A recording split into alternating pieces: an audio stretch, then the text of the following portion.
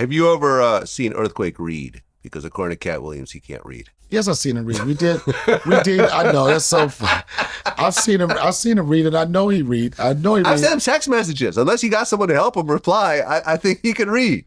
No, he used to be in the military. He used to look over nuclear missiles. But not just I don't think they'd let an illiterate person do this. But not just look over nuclear missiles before. But he was in the Air Force. They consider that to be the most intellectual branch in the military side. And you have to. They got what you call an ASVAB test. The ASVAB test is like the PS, what is that fucking, All right, because you were in the military yourself. Yeah, we were in the same branch. For how long? Was it 4 years. 4 years, okay. Yeah, I did 4 years, I got out. The ASVAB test is what test you have to take to qualify for a certain job or even to enter in the military. And everybody, like the Air Force was probably, again, they considered the most intelligent branch. So you're not getting, and especially the branch of the Air Force, you're not getting in the Air Force without being able to read. I've worked on sets with Earthquake where we had scripts and we read against each other. We read with each other. So, that's kind of false. And I think it's like unfortunate to try to even put that out there. You know what I'm saying? If you get upset because people think that you might have issues with drugs or whatever like that, and that has been, people have said those things, then you got to feel like a motherfucker will have issues by you trying to say a motherfucker is illiterate. What's interesting about the military, because we actually just did an interview today with Army sniper Nicholas Irving. So I was going through the whole military research. Military recruitment is at an 80-year low right now. Right. And the biggest group of people was the historically lowest percentage ever in the military? White people, yep. Yeah. You're right. There's less white people in the military, percentage-wise, than ever in the history of the U.S. military. It's less white people, but the white people are the most patriotic. That's an interesting point. With all the MAGA guys and everything else like that, none of them are actually joining the military. But the ones that go into, they are really in the military to protect and serve this country. Yeah. White people go to protect and serve. Black people go for the benefits. That's a known fact. You went for the benefits? 100%. You think I went in the military to protect you? You think if we was actually in a war situation, I'm like, yo, Vlad, get down. I'm going to save you. No, you dead. If I'm dead, you dead. If I'm wounded, you're wounded, motherfucker. We're wounded. Man, I am not. All those pictures where you see a white person, like somebody on their shoulders and taking them off, it's white people, bruh. It is not black people.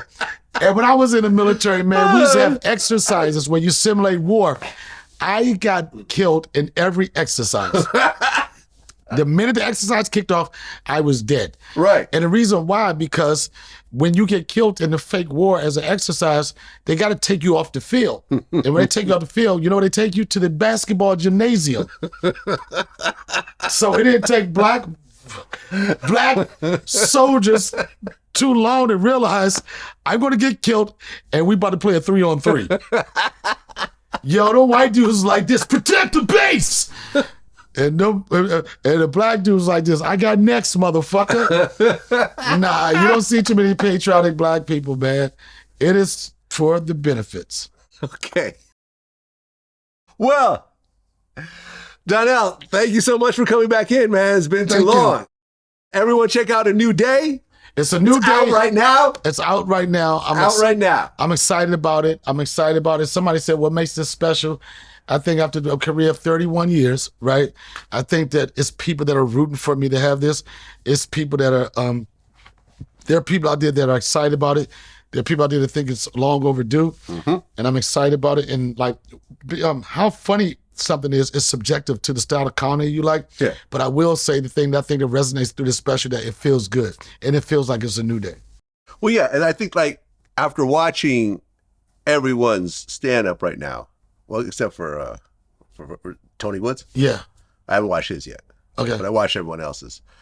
I feel like the executive producers really made it a little bit shorter to get all the heat. Right. You know what I'm saying? Like none of these, you, Lunel, Earthquake, it never drags at any point. But It's here's the all thing, like, this series was only supposed to be 30 minutes. aha, that's why. Every one of them was supposed to be 30 minutes. They're all like 35 minutes or so. it 35 or seems. 40. Yeah. Yeah. Mine to the total is like 42. Okay. You know what I'm saying? But I will say this. When I talked about this with Dave, we talked about, he did Lunel's, he did Earthquakes, he did Tony. And he was really, really, really, really adamant about, he got all of them right. But he said, Donnell, you're special in particular. He said, because of your attachment to this brand of the Chappelle show and everything. He said, he said, yours is the most anticipated because True. of that. Yeah. And he said, if we do it, we got to do it right. And this was like, I think we did it right.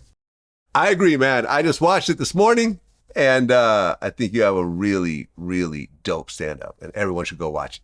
Thank you. I appreciate it. That's what it is. Until next time. Yes, sir. Peace.